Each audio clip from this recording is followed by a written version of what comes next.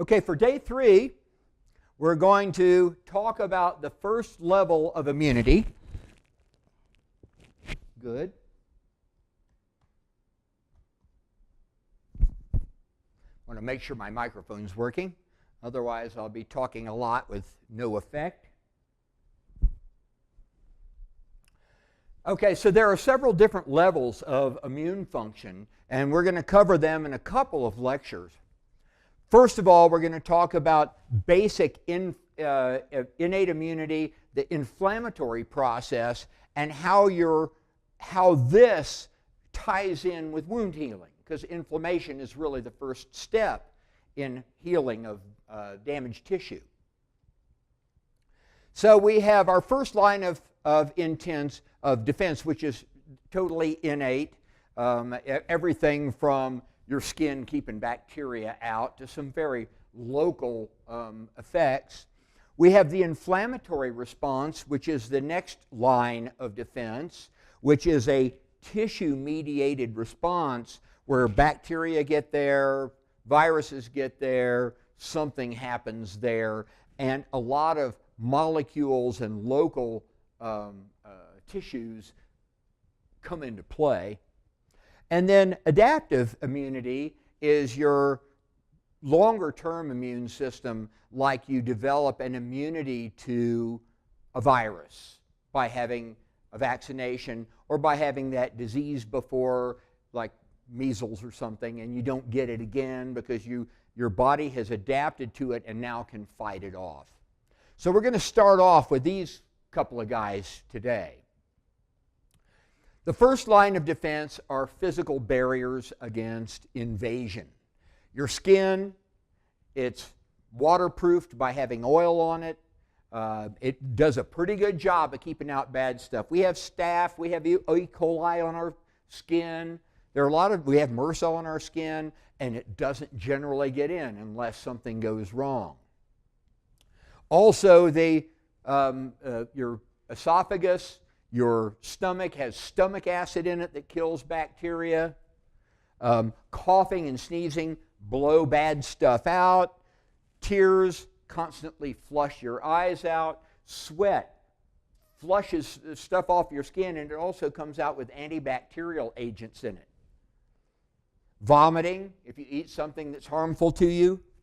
Your mucus and cilia, linings of your airways. So if you breathe in bacteria, it sticks to the mucus and your cilia move it back out. Earwax, which has antibacterials in it. Chemical barriers, saliva, tears, earwax, sweat, and mucus all have washing effects and have antibacterial agents in them. Antimicrobial peptides in these things, and also in the linings of your intestine, the linings of your airways. And we have our own helpful bacteria in our GI tract that help control bad bacteria. So even though we are full of E. coli, our own E. coli doesn't kill us because it's in a situation where it's kept under control.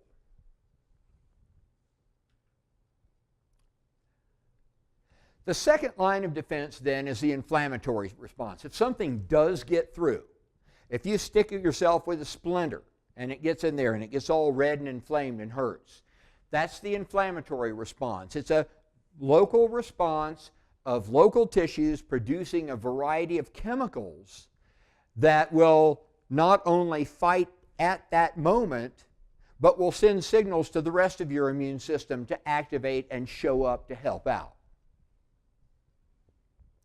Infection, mechanical damage, ischemia, temperature extremes, burns, cold, frostbite, radiation. All of these things will initiate the inflammatory response, which you know you have it. It gets red, it gets hot, it swells up, it hurts. And sometimes you can't move it anymore. It doesn't work right. Blood vessel dilation is part of the inflammatory response. What you want is to have plenty of blood with plenty of immune cells showing up So one of the first things that happen is you will signal some cells locally, we'll talk about, to release histamine. Histamine is a vasodilator locally, and it causes it to dilate and swell up. The histamine also will loosen the tight junctions between the epithelial cells to make it easier for the white blood cells to make it into the tissue. And therefore more fluid moves there too and helps cause part of that swelling. So blood vessel dilation increases permeability of the blood vessels. The white blood cells then will be signaled by this local response to show up, stick to the vascular walls, move through these newly loosened tight junctions so that they can fight.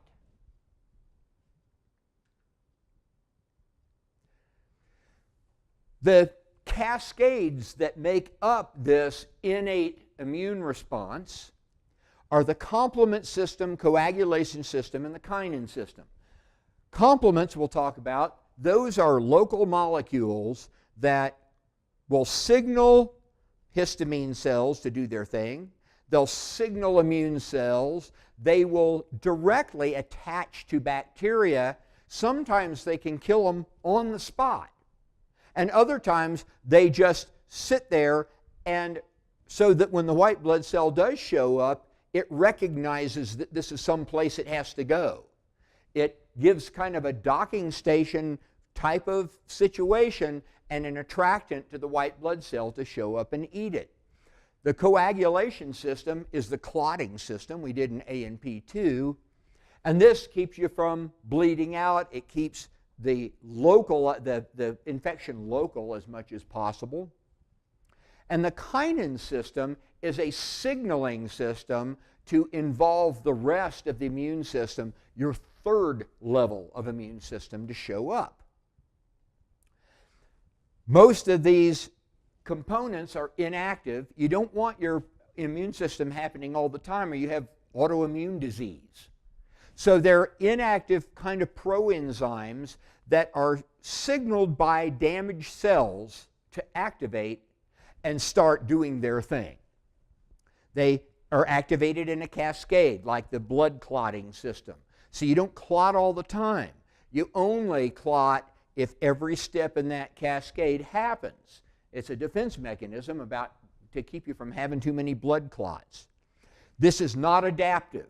It doesn't know what the bad guy is. It just recognizes that somebody has arrived that's bad. It will kill the best it can. It's your local police department. No special training for terrorism or biological warfare, but they just show up and do the best they can until the CDC arrives. First, let's look at the complement system. It was called this because these molecules were thought to complement the immune system. They're actually the first real major part of the immune system. These are proteins, proenzymes, individual molecules that recognize invaders and activate. They recognize invaders, or they're turned on by the cells that are being damaged, and suddenly they attach to these bad guys. They try to kill them. They notify other guys that are stronger to come and kill them. They send signals out to your B and T cells to start activating and become the right kind so that they can come and do their job. It's a very early, very local response that kicks in really quickly to try to fight infections. Coagulation system. Part of it's located in the tissue and part in the blood. When you have a damage to a blood vessel, the two coagulation cascades join hands and produce fibrin to produce a blood clot. They will also send out signals to the B and T cells to show up and help kill any bacteria that might have come through this cut. So every part of the immune system signals every other part. They're not totally disassociated. They work together to keep you safe. Extrinsic pathway is that in the bloodstream. Intrinsic is found in the epithelium. The two get together, form fibrin. And the kinin signaling system is a bunch of signaling molecules that go and turn on mast cells to make histamine, turn on your bone marrow to make more white blood cells. They turn on the B and T cells to activate, specialize, and show up. So it's a signaling to turn on the rest of the system, and also produces what's called chemotaxis. It's a magnet for white blood cells to show up. It's an attractant, a chemical attractant that it produces that causes the white blood cells not just to go by, but to adhere and come in and help.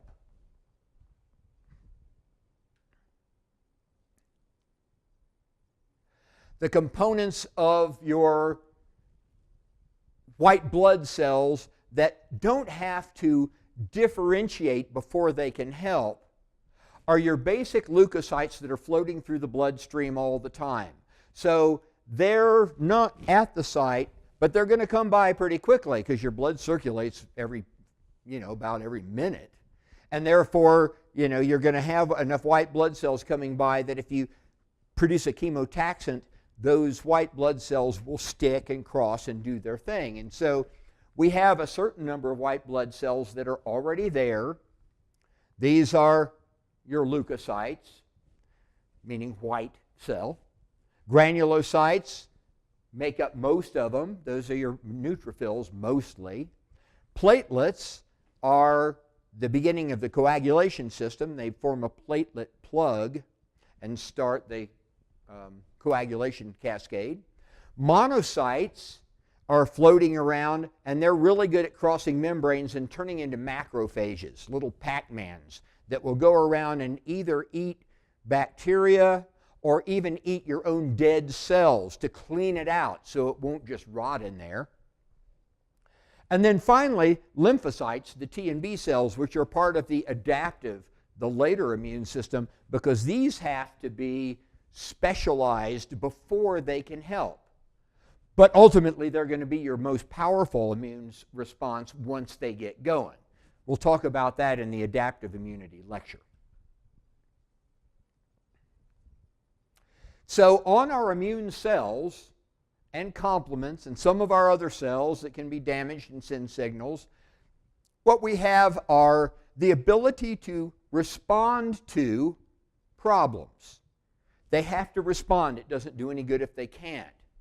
So you have receptors, that will bind to a pathogen. That means an invader, a disease creator, generator. And these associated patterns that are recognized by cell are called pathogen-associated molecular patterns. And you can have damage-associated ones. If you damage a cell, but it hasn't been attacked by a bacterium, you still want the immune response to show up. You want the clotting cascade there. You want the white blood cells to show up in case the bacteria are there. And these are damage-associated molecular patterns. And you have complement receptors. So if the complement system is activated and a white blood cell comes by, the complement binds to the white blood cell, and the white blood cell says, oh, here I better go. Okay, so your white blood cells that are floating around can respond to bacteria or viruses, damage, or the activated local police complement system. And all of these processes produce yet further signaling molecules to go out and signal everybody else to get involved. It's all involved together. These are called cytokines. So any molecule that you release that is going to turn on another cell, a cytokine in this case, is going to go and get other parts of the immune system involved. Interleukins and interferons. People have heard of these. Remember interleukins? They float around, they go to your hypothalamus and cause you to raise your temperature on a fever to try to kill the bad guys. So interleukins are cytokines, and they will turn on other parts of your immune system. They'll also stimulate your hypothalamus to give you a fever. Interferons are especially good against at recognizing viral infections and sending the signals to the right cells to fight the viruses, and even causes cells themselves to develop intracellular antiviral mechanisms. They're trying, for years now, they've been giving interferons to people to help fight HIV, to, whatever kind of, especially viruses, cancers that are virally related. Interferons help your cells themselves fight disease. Tumor necrosis factor is something you release when you get an overgrowth of cells to prevent them from growing anymore. Supposed to kill tumor growth. And chemokines are these chemotaxic molecules that are released that just cause whatever immune cells do come by to be attracted.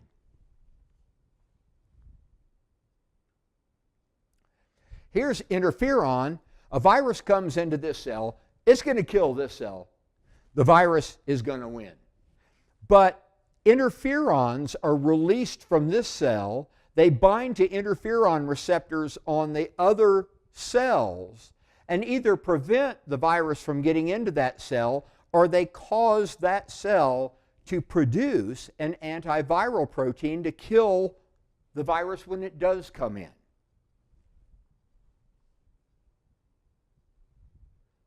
So the interferon is produced in this cell to save its buddies.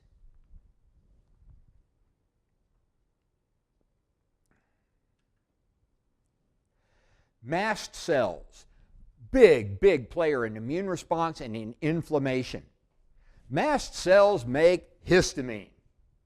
They create chemotaxic factors to bring in the immune system. They produce a variety of other things, prostaglandins and leukotrienes and things that we'll talk about in a second. Histamine. Histamine will cause vasoconstriction of the large arteries to keep them from bleeding too much, vasodilation of capillary beds to bring more blood in, and you get the swelling and everything. It causes constriction of airways to keep you from breathing in the bad stuff that caused you to produce it in the first place, and gives you an asthma attack kind of thing. The mast cells are full of little granules. It looks like they're full of sand, and when they release their histamines and other things, it's called degranulation, because now the cell doesn't have as much sand in it. So degranulation of a mast cell will release these factors into the local fluids. Some of it will make it into the blood and go signal the rest of the immune system. Others will cause local vasodilation and swelling.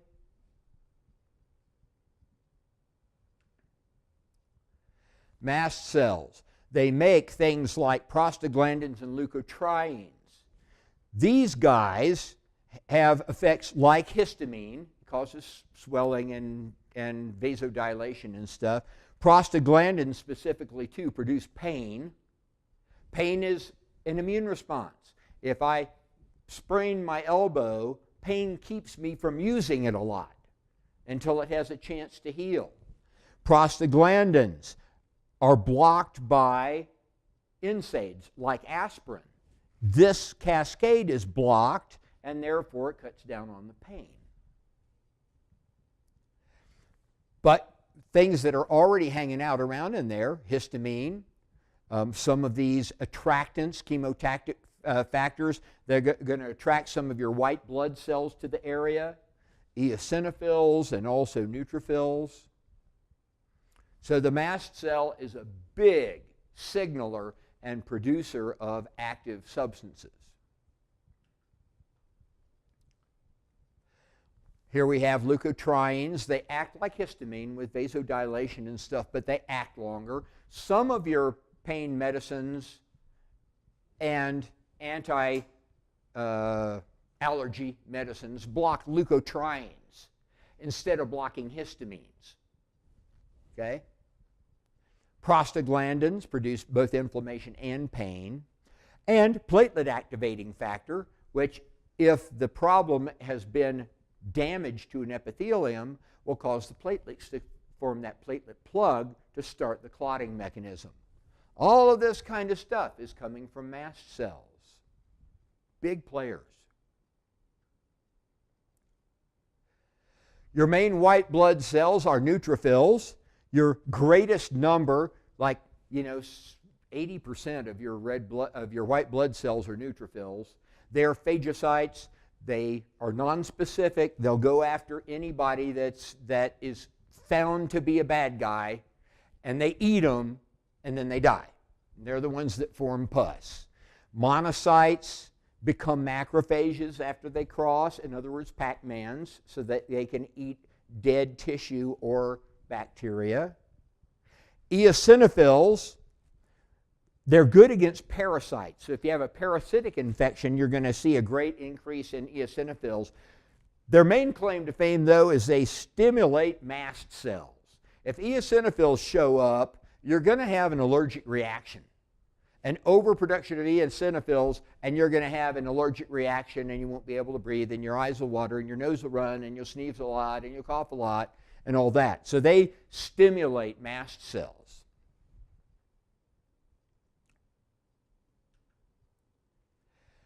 Another kind of cell in there is called a dendritic cell. Our immune system is huge. I mean, it made people, even when we didn't have antibiotics and stuff, they could live 47 years. That's longer than most animals are able to live. So the dendritic cell, it looks like it has dendrites. That's why they call it dendritic. And it's located in the epithelium, under the epithelium.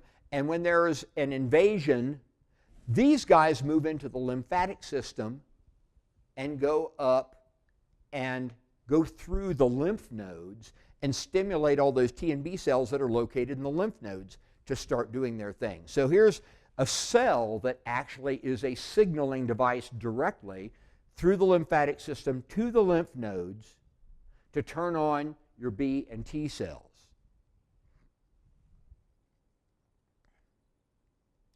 T cells are going to directly attack, and they're going to activate the B cells so that they can do their thing. Most of your white blood cells use phagocytosis, at least your leukocytes, not your T and Bs. We'll talk about them separately. But phagocytosis means the Pac-Man thing: surround, eat, dissolve, kill the bacteria, and then die. First thing that has to happen is they have to stick to the wall of the blood vessel. It's called margination, sticking to the margins, or pavementing. Looks like, pavement stones. Then they can move through and do their job. So that happens first, margination or pavementing of these cells. Then they move through and are able to eat the bad guys.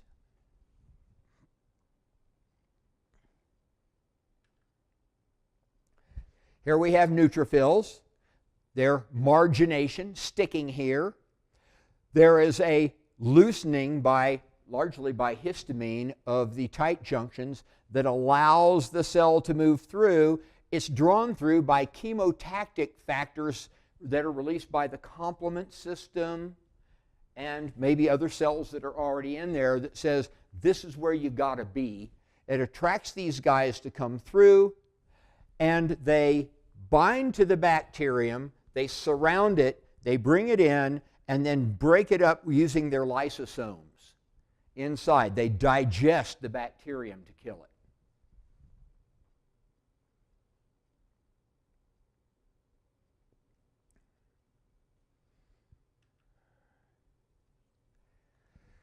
Acute inflammation happens right away.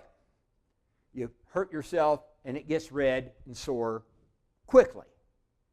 Okay? You bang yourself, you stab yourself, whatever, and you get heat, swelling, and redness. That's that local response that's going on. Sometimes it'll leak a little bit of clear fluid. At that point, it is attracting the rest of the immune system. If the immune system wins, then this guy gets to get better. If it doesn't, You got problems. Exudative fluids, that's what leaks out of it. And you can kind of tell how far along the inflammation is by what is coming out of the wound. Serous exudate, it's like serum.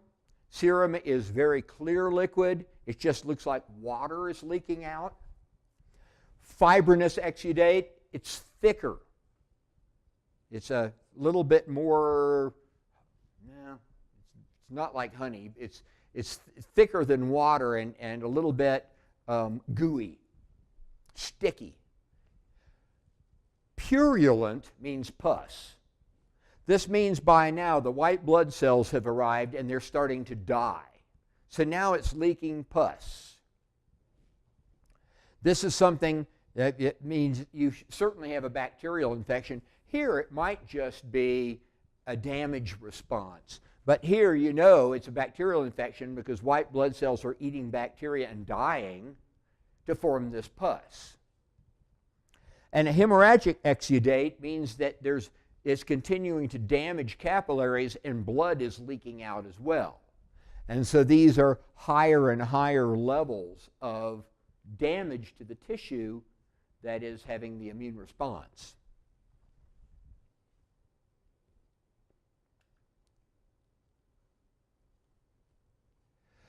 A couple of body-wide systems that kick in are fever and the creation of more white blood cells. Leukocytosis means a condition of extra leukocytes. So fever is produced, you remember from ANP2, when your interleukins and prostaglandins, to some extent, reach the hypothalamus. The hypothalamus raises your set point. You shiver and bring your temperature up. And the whole idea is to move it to a temperature that the bacteria can't tolerate and kill them. Theoretically, that's your body's best defense when we had no antibiotics or anything like that. So fevers up to a certain point were actually helpful. Beyond that, though, they were very harmful, and if they lasted too long, it showed that your system wasn't clearing the bacteria. So prolonged fevers are never a good thing. Leukocytosis means that these signaling molecules have gone to your bone marrow in those flat bones and cause you to make more white blood cells. And so when you have a bacterial infection, your white blood cell count goes up quite a bit. And if you have a blood draw and you see that your white blood cell count is high, your leukocyte count is high, then it's an indication you have a bacterial infection.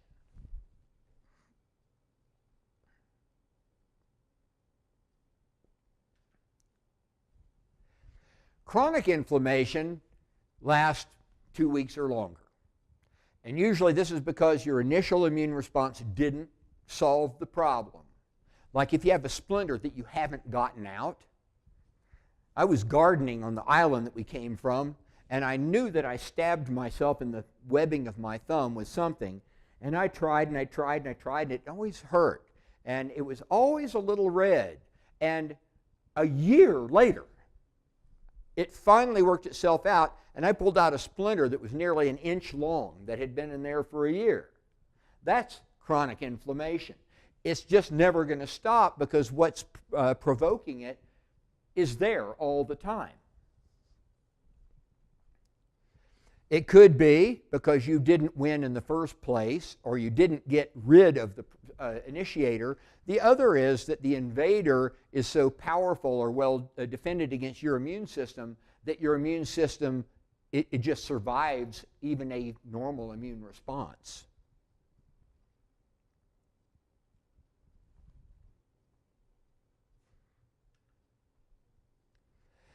Chronic inflammation, neutrophil degranulation or death tends to produce pus.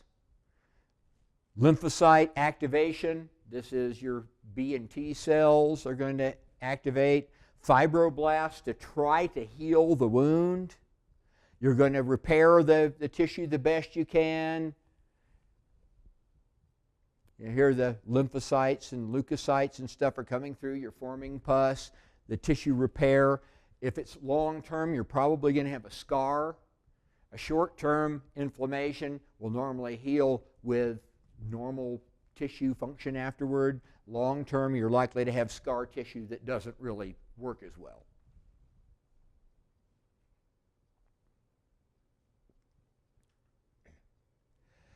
So there are a couple of kinds of fixing that can happen. Regeneration and resolution means that you put the same kind of cells back that were there before. Epithelial cells do that. A scratch on your skin, you grow new skin cells that are just like the old ones, and you can't even tell you were scratched. Your airways do a good job of that. If it's a temporary acute damage, they'll grow new cells over, and you'll never know that it was ever damaged. Repair is formation of scar tissue. If the edges are too far apart, they can't really quite grow together right. If it's tissue that doesn't heal very well, you'll form a scar. And a scar is fibrous tissue that gives you a good strong patch that you can live with the rest of your life, but it doesn't sweat anymore, it doesn't grow hair anymore, it doesn't do the things that the tissue was doing beforehand. All it does is give you a tire patch.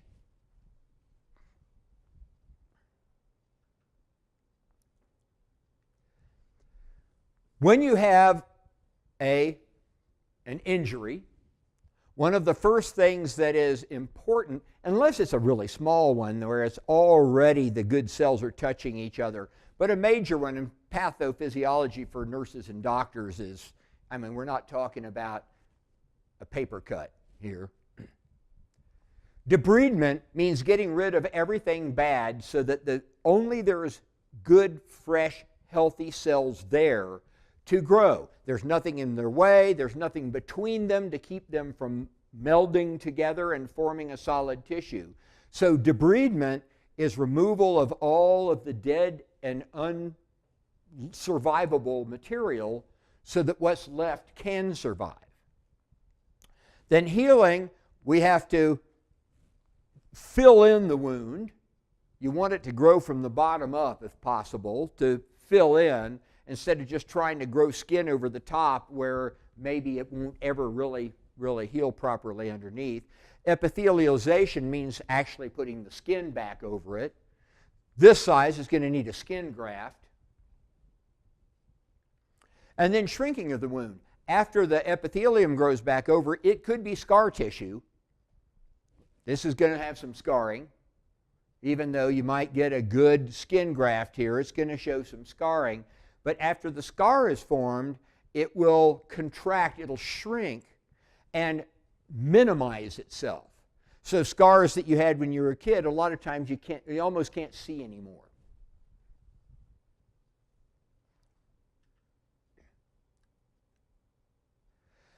So wound healing, you know, a wound that is a slice that you can put the two edges together is going to heal a lot better than if there's a giant hole. Like this is probably a 3rd degree bed sore or 4th degree, or it's a staph infection.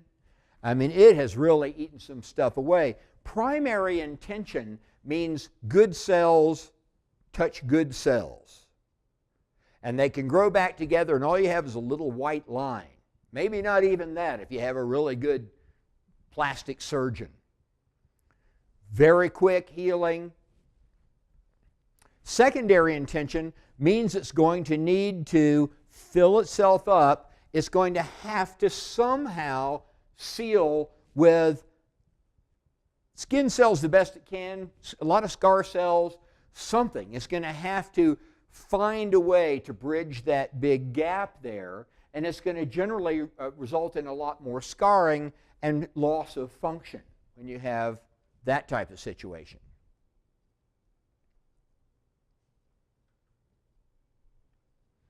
So the phases of wound healing: first, coagulation to stop the bleeding.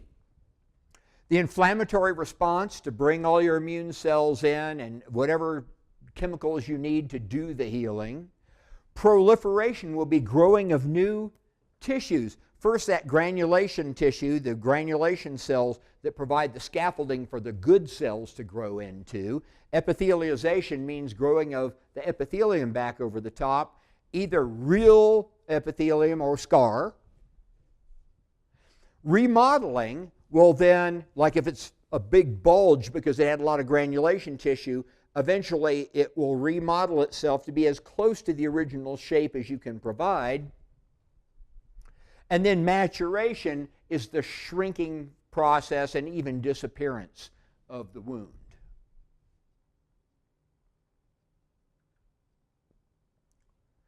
Primary intention, nice little skinny here. You've got good cells right next to each other. We're going to granulate in here. We're going to fill in. We're going to provide epithelial cells that's going to grow back, and you may not even know that it happened.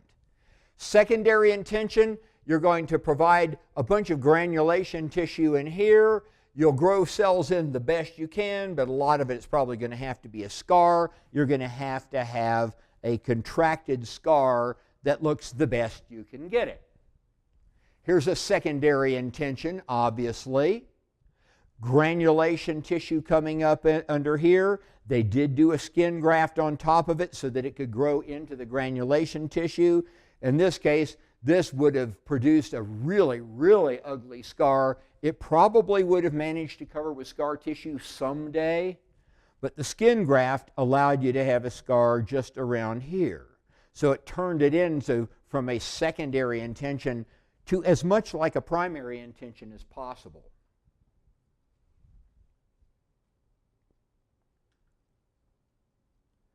Some things can happen that will prevent you from healing properly. Dysfunction during the inflammatory and healing response. Hemorrhage, if it won't stop bleeding, it can't connect together. It will keep washing any fibrous production or cells out of there, and it won't be able to produce that cell-to-cell binding. Fibrous adhesion. You can have fibrous, especially scar tissue, that winds up sticking to other tissues and preventing them from moving the way that they're supposed to. Adhesions. Decreased blood volume. If you've bled out too much and you don't have a sufficient supply of blood, white blood cells, and healing factors. Lack of nutrients, oxygen, glucose. This is why you can't heal diabetic wounds, because you're not getting good blood flow into the tissues. And if it remains infected, you can't heal over an infection. It will continue to grow and keep the cells, the healthy cells, from meeting up in the middle. Some of the dysfunctions produced are things like keloid scars, which are really bulging out scars. They happen unintentionally, or some guys, in gangs get actually kind of a tattoo that's made out of a keloid scar. They do the kind of damage that produces a keloid. You may have seen some of those. A hypertrophic scar is any kind of overgrowth of a scar which may wind up in a contracture. If you have too much scar tissue, when it shrinks, it causes a contracture and may cause you an inability to move that body part.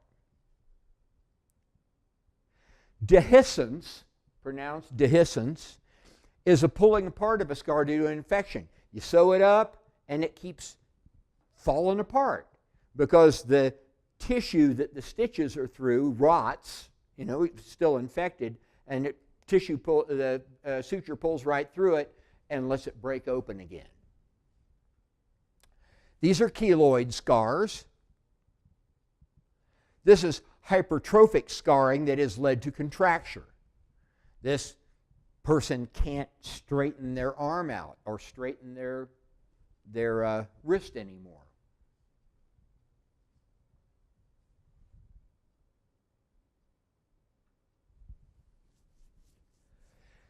And just a word about babies and old people. They're not that different in a lot of ways. Depressed inflammatory and immune function. they don't have a good way to deal with inflammatory response, and so it's suppressed so they don't have too much of it. So they're not capable of attracting the neutrophils especially well. The complement system isn't fully developed. All human babies are basically premature. They can't walk, they can't see, everything. When they're first born, they have to come out that early because our brains are big enough that otherwise women couldn't deliver if their heads grew any bigger. So a lot of things are undeveloped in the lungs, in the GI tract, and in the immune system. So you have to be careful with them early on. Now, by the time they're 2, 3, and 4 and they're starting to get some of the childhood diseases, their immune systems are going pretty good by then, but not at first. They tend to develop sepsis too easily. Sepsis is when the bacteria that was in a tissue, an infection, gets into the blood, and then you have a blood-borne infection throughout your whole body. That's what sepsis is. It's extremely dangerous for anybody, and especially for newborns. And old people, heck, it's about the same. You have depressed ability for immune response. Wounds don't heal as well. Skin is thin and slow growing. It doesn't grow over things as well. Scars, breaks don't heal as fast. The impaired immune cell function, impaired inflammation. I mean, you don't want too much inflammation, but you got to have some inflation. We don't want too much of that either. Diabetes, cardiovascular disease, and other conditions in addition to aging can promote some of this dysfunction as well. Skin doesn't heal as well. Chronic inflammations are more common. Your body can't fight them off as well as it could when you were young.